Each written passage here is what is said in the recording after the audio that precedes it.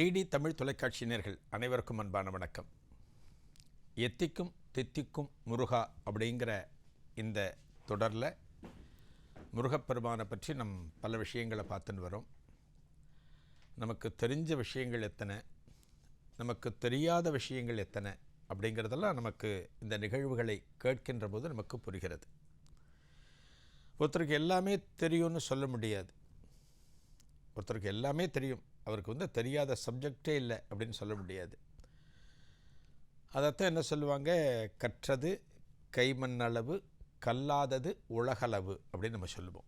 நமக்கு தெரிய வேண்டிய விஷயங்கள் எவ்வளவோ இருக்குது. இந்த முருகப்பெருமானை பாருங்கள், எத்தனை விஷயங்கள் நமக்கு புதிதாக நமக்கு கிடைக்கிறது.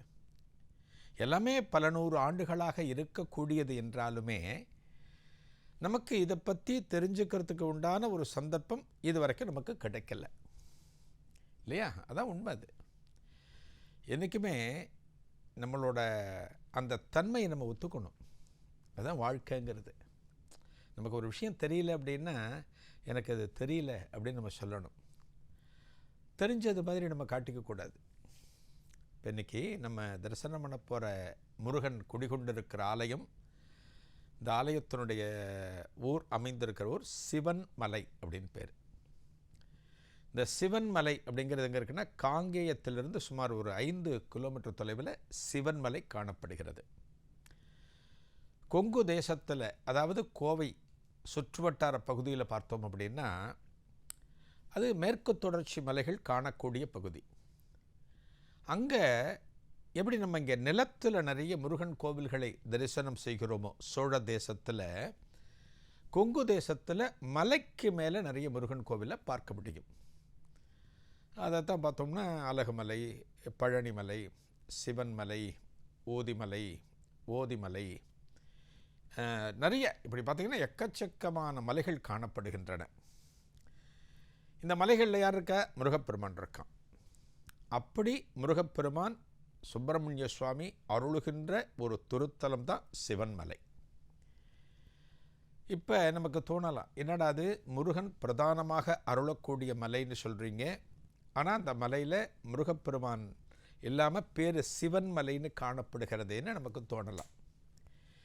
இந்த சிவன்மலை எப்படி இந்த மலை வந்தது, இந்த மலையை யார் வணங்கினாங்க, இந்த மலையில் யார் முருகப்பெருமானுக்கு கோவில் கட்டினாங்க, அதைத்தான் நம்ம பார்க்க போகிறோம். சிவவாக்கியர் அப்படின்னு ஒரு சித்தர் உண்டு. 18 சித்தர்களில் பார்த்தோம் அப்படின்னா சிவவாக்கியர் அப்படின்னு பேர். என்ன காரணத்தினால இவருக்கு சிவவாக்கியர் அப்படின்னா, சிவவாக்கியம் அப்படிங்கிற ஒரு நூலை எழுதி நமக்கு கொடுத்தார். அதனால் அவருக்கு பேரே சிவவாக்கியர்னு பேர். என்ன காரணத்தினால் இவருக்கு ஒரு சிவபக்தி அப்படின்னா, இவர் பிறக்கின்ற போதே, இந்த சிவவாக்கியருக்கு இன்னொரு காரணம் சொல்லுவாங்க. இவர் குழந்தையாக பிறக்கின்ற போதே, ஒரு குழந்தை வெளியில் வந்த பிறகு, தாயின் வயிற்றிலிருந்து வந்த பிறகு இந்த குழந்தை முதல்ல என்ன பண்ணும், அழும். பெரும்பாலும் அழும். ஏன்னா வெளி உலகத்தை அப்போ தான் இந்த குழந்தை பார்க்கிறது. இவர் என்ன பண்ணினாராம், இந்த சிவவாக்கியர் தனது தாயின் வயிற்றில் இருந்து வெளியே வந்த பிறகு சிவசிவா சிவசிவா சிவசிவா அப்படிங்கிறாராம். எங்கேயானு பாருங்கள், ஒரு குழந்தை பிறந்த உடனே சிவனுடைய நாமத்தை சொல்கிறது அப்படின்னா அது எப்பேற்பட்ட ஒரு முற்பிறவி நற்பலன் அந்த குழந்தைக்கு இருக்கும்னு பாருங்கள் நீங்கள். இப்படி சிவசிவங்கிற வாக்கியத்தை சொன்ன காரணத்தினால இவருக்கு சிவவாக்கியர் அப்படின்னு ஒரு பேர் சொல்கிறாங்க. இவர் இந்த மலையில் தவம் இருக்கார், சிவவாக்கியர். இந்த மலையில் தவம் இருக்கின்ற போது இவருக்கு இஷ்ட தெய்வம் யாருன்னா முருகப்பெருமான். யார்? சிவவாக்கியருக்கு. என்னத்தான் சிவனை துதித்து வந்தாலுமே தனது இஷ்ட தெய்வமாக இவர் முருகப்பெருமானை கொண்டிருந்தார். இந்த மலை பார்த்திங்கன்னா ஒரு 1000 ஆண்டுகளுக்கு மேலேயே இந்த கோவில் இருக்குது, இந்த சிவன் மலையில் இந்த ஆலயம் இருக்குது அப்படின்னு சொல்கிறாங்க. இந்த மலையில் பார்வதி தேவியும் அகத்திய பெருமானும் சிவபெருமானை குறித்து தவம் இருந்திருக்கிறார்களாம். இந்த சிவன்மலைக்கு எத்தனை சிறப்பு அப்படிங்கிறதுக்காக நான் சொல்ல வரேன். இந்த சிவவாக்கியர் இந்த திருத்தலத்தில் முருகப்பெருமானை நினைத்து தவம் இருக்கின்ற போது முருகப்பெருமான் அவருக்கு காட்சி தருகிறார், ஒரு உத்தரவு தருகிறார். இந்த இடத்துல எனக்கும் நீ கோவில் அமைக்கணும் அப்படின்னு சொல்லி இந்த ஆலயத்தை இந்த சித்தரே நிர்மாணித்ததாகவும் சொல்லப்படுவதுண்டு. இந்த மலைக்கு மேலே, சிவன் மலைக்கு மேலே முருகப்பெருமானுடைய அற்புதமான ஆலயத்தை அமைச்சிட்டார். இந்த திருத்தலத்திலேயே பலகாலம் தங்கியிருந்து அவர் முருகப்பெருமானை வணங்குறார். தன்னுடைய கடைசி காலத்தில் இந்த மலையில், இந்த மலையை எந்த அளவுக்கு சிவவாக்கியர் போற்றி இருக்கிறார் அப்படின்னா, இங்கே இருக்கக்கூடிய ஒரு குகையில் பலகாலம் தவம் இருந்திருக்கார். இந்த இடம் தான் அவருக்கு எல்லா விதமான ஒரு சித்துக்களையும் கொடுத்த திருத்தலம் இந்த சிவன்மலை. இந்த சிவன்மலையில் இருக்கிற முருகப்பெருமானுக்கு வழிபாடுகள் அப்படிங்கிறது ஏராளம். ஒரு முருகப்பெருமான் குடிகொண்டிருக்கிற ஒரு ஆலயத்தில் எந்த அளவுக்கு வழிபாடுகள் நடக்கின்றனவோ அந்த அளவுக்கு இந்த திருத்தலத்தில் முருகப்பெருமானுக்கு சிறப்பான வழிபாடுகள் நடக்கின்றன. இந்த இடத்துல, இந்த ஆலயத்தில், ஒரு ஆலயம் அப்படின்னு அந்த காலத்தில் நம்ம சொன்னோம் அப்படின்னா, ஒவ்வொரு திருப்பணிகளையும் செய்வதற்கு ஒரு பணியாள், ஒரு குழுவினர்கள் உண்டு. நீங்கள் திருவாரூரில் தியாகராஜர் பெரிய கோவிலுங்கிறது தியாகராஜர் கோவில், திருவாரூர் தேர், அதெல்லாம் ரொம்ப விசேஷம். அது அந்த திருவாரூர் கோவிலில் பார்த்திங்கன்னா, அந்த நாட்களில் பார்த்திங்கன்னா பூ கட்டுவதற்கு, அதாவது இறைவனுக்கு சமர்ப்பிக்க வேண்டிய மாலைகளை தயார் செய்வதற்கு ஒரு மண்டபம் இருக்கும். அதை பூக்கட்டும் மண்டபம் அப்படின்னு சொல்லுவாங்க. அதில் பூ மட்டும்தான் கட்டுவாங்க. திருவாரூர் ஆலயத்தினுடைய நந்தவனமானது 5 வேலி பரப்பளவு கொண்டது. 5 வேலி, அது எத்தனை பாருங்கள், எத்தனை பெருசு பாருங்கள். அதில் விளையிற மலர்களை கொண்டு வந்து இந்த இடத்துல கொட்டி மாலைகளாக கட்டி ஒவ்வொரு காலத்திற்கும் சிவன் சந்நிதிக்கும் மற்ற சந்நிதிகளுக்கும் அனுப்பப்படும். அதை பார்த்திங்கன்னா அது பூக்கட்டு மண்டபம். இதுபோல் அந்த காலத்தில் பார்த்திங்கன்னா எல்லாவற்றுக்கும் பணியாளர்கள் நியமிக்கப்பட்டிருந்தார்கள்.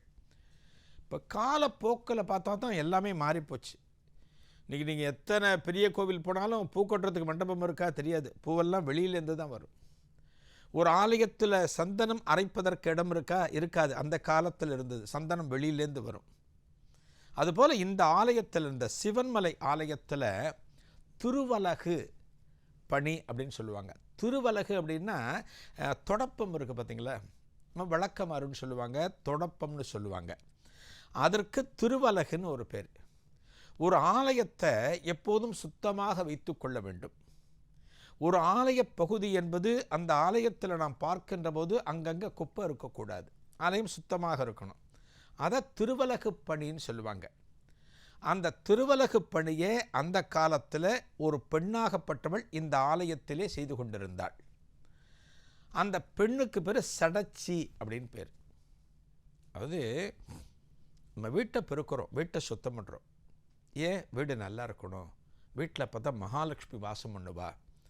எந்த இடம் சுத்தமாக காணப்படுகிறதோ, எந்த இடம் எந்த விதமான ஒரு அழுக்கு, ஒரு இது இல்லாமல் இருக்கும், அந்த இடத்துல மகாலட்சுமியாகப்பட்டவள் வாசம் செய்வாள் நம்ம சொல்கிறோம். அதனால தான் வீடு, ஆஃபீஸு எல்லாமே சுத்தமாக இருக்கணும்னு சொல்கிறோம். ஒரு தெய்வமே இருக்கக்கூடிய இடம்ங்கிறது எந்த அளவுக்கு சுத்தமாக இருக்க வேண்டும், அந்த அளவுக்கு ஆத்மார்த்தமாக இந்த சடச்சி ஆகப்பட்டவள் அந்த ஆலயத்தை தூய்மைப்படுத்துவாளாம். அந்த அளவுக்கு சுத்தம் பண்ணுவோம் அந்த ஆலயத்தில். ஒரு பெண்ணாகப்பட்டவளுக்கு ஆசைகள் அதிகம், ஒரு ஆணை விட ஆசைகள் அதிகம். என்ன மாதிரி ஆசைகள் இருக்கும்?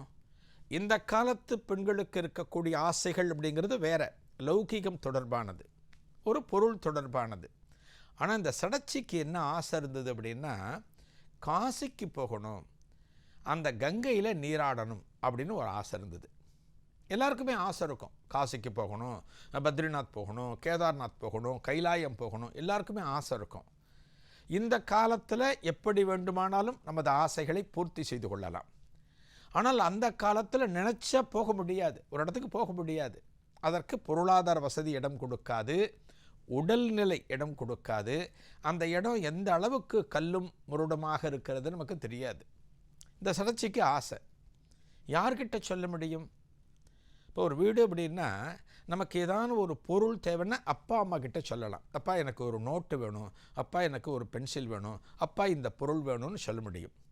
ஒரு ஆலயத்தில் முருகப்பெருமானையே தெய்வமாக கருதி, தனது முன்னோர்களாக கருதி வேலை செய்யக்கூடிய அந்த சடச்சி என்ன பண்ணுறா அப்படின்னா முருகப்பெருமான் கிட்ட பிரார்த்தனை பண்ணுறா. முருகா, நான் காசிக்கு போகணும், நான் கங்கையில் நீராடணும், அதனால் எனக்கு அதற்கான அருளை நீ கொடுக்கணும் அப்படின்னு பிரார்த்தனை பண்ணுறா. முருகப்பெருமான் உட்பட எந்த தெய்வமானாலும் எந்த ஒரு பக்தர் ரொம்பவும் மனசு விட்டு பிரார்த்தனை செய்கிறார்களோ, உளமாற பிரார்த்தனை செய்கிறார்களோ, அந்த பிரார்த்தனையை நிச்சயமாக நிறைவேற்றி விடுவார். அதுபோல் பார்த்திங்கன்னா முருகப்பெருமான் என்ன பண்ணுறார், இந்த சடைச்சியினுடைய ஆசையை நிறைவேற்றுவதற்காக அந்த முருகப்பெருமான் என்ன பண்ணுறாராம், அந்த அம்மா கிட்ட சொல்கிறாளாம், சடைச்சிக்கிட்ட ஒரு நாள் சொல்கிறார், எது அசரீதியாக சொல்கிறார், அம்மா நீ எங்கேயுமே போக வேண்டாம், உனக்கு வசதி கிடையாது, உனக்கு அங்கே செல்வதற்கு உடல்நிலையும் இடம் கொடுக்குமான்னு தெரியாது, இத்தனை நாட்கள் நீ பயணம் செய்ய வேண்டும், எல்லாமே இருக்கு, நீ ஏன் கவலைப்படுற, நீ என்னுடைய அத்தியந்தமான பக்தி, அந்த காசியில் இருக்கிற கங்கா தீர்த்தத்தை நான் இதே இடத்தில் வரவழைக்கிறேன் முருகப்பெருமான் சொல்கிறேன். இதை விட ஒரு சந்தோஷம் இருக்க முடியுமா? காசிக்கு போய் தான் காசி விஸ்வநாதரை தரிசனம் பண்ணணுமா? நமக்கு ஆத்மார்த்தமான பக்தி இருந்தால் இருந்த இடத்திலேயே காசி விஸ்வநாதர் நமக்கு தரிசனம் கொடுப்பார். அதுபோல் இந்த சடைச்சி பாருங்கள், முருகப்பெருமான் சொன்ன உடனே அந்த காசி கங்கையில் நீராடுவதற்கான ஒரு தருணத்தை எதிர்பார்த்து காத்து கொண்டிருக்கிறாள். அடுத்த வினாடி முருகப்பெருமான் தனது ஆயுதத்தால் ஒரு இடத்துல குத்தி, நிலையாக குத்தி, அந்த இடத்துல ஒரு தீர்த்தத்தை உருவாக்குகிறார். அந்த தீர்த்தம் காசி தீர்த்தம் என்று சொல்லப்படுகிறது. எங்கே இருக்குது? சிவன்மலையில். யார் ஏற்படுத்தினார்? முருகப்பெருமான். யாருக்காக ஏற்படுத்தினார்? சடைச்சி என்கிற ஒரு பக்திக்காக. இன்றைக்கும் இந்த ஆலயத்தினுடைய பின்புறம் நந்தவனத்தில் இந்த காசி தீர்த்தமானது காணப்படுகிறது. இந்த காசி தீர்த்தத்தில் மூழ்கி தனது நீண்ட நாள் பிரார்த்தனையை நிறைவேற்றினாள் சடைச்சி. முருகப்பெருமானுக்கும் நன்றியை தெரிவித்தாள். இந்த காசி தீர்த்தம் சொல்கிற பார்த்தீங்களா, அதுக்கு இன்றைக்கி ஒரு பேர் ஆத்தா குளம் என்று சொல்லப்படுகிறது. கிராமங்களில் ஆத்தான்னா ஒரு பாட்டியை, முன்னோர்களை ஆத்தான்னு சொல்லக்கூடிய ஒரு வழக்கம் உண்டு. எங்கள் ஆத்தா ஊருக்கு போயிருக்கு, எங்கள் ஆத்தா கடத்தூருக்கு போயிருக்கு அப்படின்னு கிராமத்தில் சொல்லுவாங்க. இந்த குளத்துக்கு ஆத்தா குளம்னே ஒரு பேர் இருக்குது. இந்த சிவன்மலைக்கு செல்கின்ற அன்பர்கள் அந்த காசி தீர்த்தத்தையும் தரிசித்து அதை புரோட்சணம் பண்ணிட்டாலே, அதை தலையில் தெளிச்சின்றாலே காசிக்கு போன ஒரு புண்ணியமானது கிடைத்துவிடும். இந்த சிவன்மலை அப்படின்னு சொன்னாலே ரொம்ப முக்கியமானது என்ன அப்படின்னா, அநேகம் பேருக்கு தெரிஞ்சிருக்கலாம், இந்த சிவன்மலையில் முக்கியமான ஒரு வழிபாட்டு முறையானது காணப்படுகிறது. அந்த இதை ஒரு பெட்டி, ஒரு பெட்டியில் சில பொருட்களை வைத்திருப்பார்கள். நீங்கள் அடிக்கடி நியூஸ் பேப்பரில் பார்த்துருக்கலாம், ஒரு டிவியில் நீங்கள் பார்த்துருக்கலாம். ஒரு பெட்டி வச்சுருப்பாங்க. அந்த பெட்டியில் வித்தியாசமான ஒரு பொருள் இருக்கும். நமக்கு ரொம்ப ஆச்சரியமாக இருக்கும். வைக்கோல் இருக்கும், அரிசி இருக்கும், நல்லெண்ணெய் இருக்கும், துப்பாக்கி இருக்கும். துப்பாக்கி வச்சுருக்காங்க அந்த இடத்துல. ஒரு வித்தியாசமான பொருள் இருக்கும். இதனுடைய வழிபாட்டு தன்மை என்ன காரணத்திற்காக இதை வைக்கிறார்கள்ன்றது பல பேருக்கு தெரியாது. அந்த நிகழ்வை நாளைய எத்திக்கும் தித்திக்கும் முருகா நிகழ்ச்சியில் காணலாம். நன்றி, வணக்கம்.